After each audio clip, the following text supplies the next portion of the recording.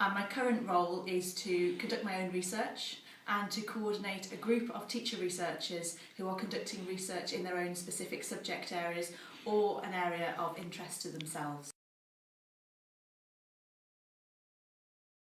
I have recently produced a document on the importance of feedback in schools. That was produced as a whole group. So a whole group of us have looked at a myriad of different subjects from science, humanities, English, and we've looked at how we're giving feedback to students and how they can act on that feedback. So really importantly, that difference perhaps between what they understand from their feedback and what we think that we're saying to them. And it's been very interesting to explore that, and we've really been able to make some progress in giving some very useful feedback to our students. Other people across the school are conducting lots of different research, because at the end of the year we're going to be producing a research anthology at Oxford Spires. That is going to include research from currently 11 different teachers who are looking at all sorts of different things, from how to get girls more involved in physics to is there a particular formula in mathematics for various things, which is very, very exciting. And then people are looking at things that are all basically of interest to them in their subject areas, so giving feedback in drama, all sorts of different things there, looking at particular things in chemistry. And then also people are just interested in generally what sort of teaching styles work, what's working for our students, and really what we want to do is to pull all of this together at the end of the year, to share our good practice and to use that to inform how we carry on with our students and how we can basically teach them to the very best standard.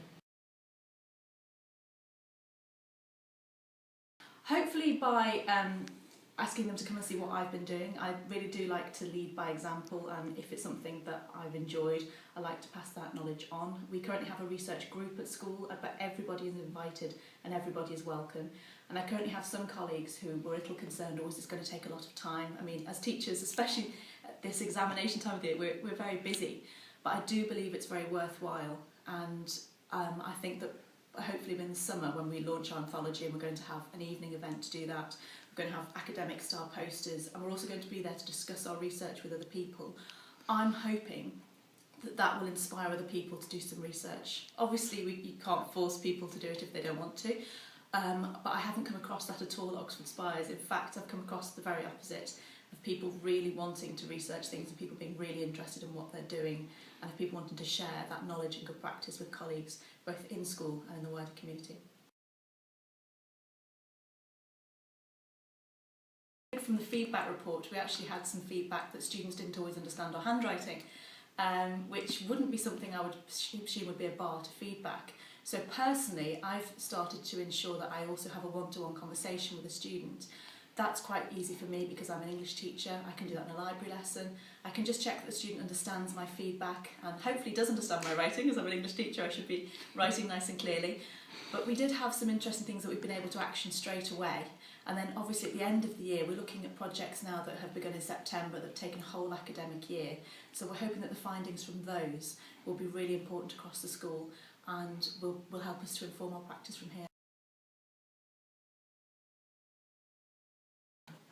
I think it's very important to research. I think it's very important as a professional, as a teaching professional, to carry on ensuring that you're giving the best service you can to your students, that you're cutting edge pedagogy, that you're involved with thinking about what you're doing. You're not just doing the same thing, you're analysing why you're doing that. You're looking at how it's working for those people, your students, who are the ones that are really affected by what you do day in, day out.